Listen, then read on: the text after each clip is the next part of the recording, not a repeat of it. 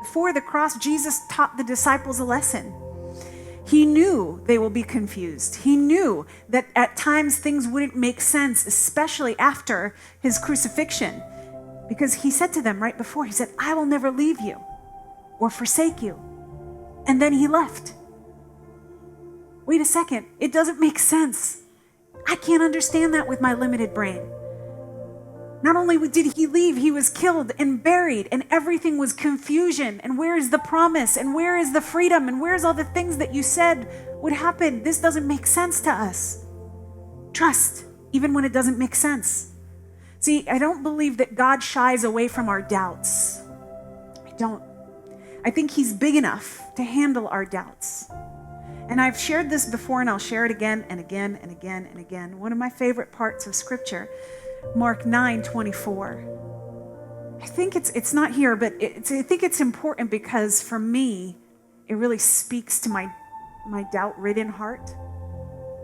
Yeah, I'm going to say that because we're human and we wrestle with doubt, and things in reality look different than what the Scripture says, and I'm standing on promises that I can't see.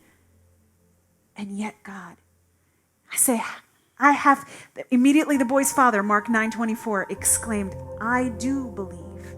Help me overcome my unbelief. It's a recognition of my humanity. God, I have faith. Help the parts of me that doubt. He won't shy away from that. He meets us where we are, and he says, okay, let me stretch you.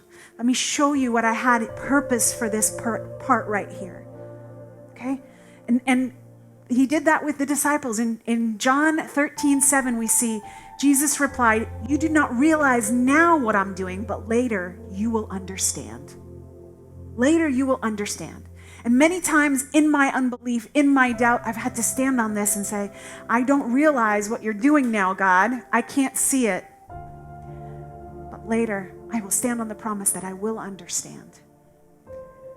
And after Jesus died and rose again, after the disciples went through the chaos that they did, they realized it was part of a bigger plan.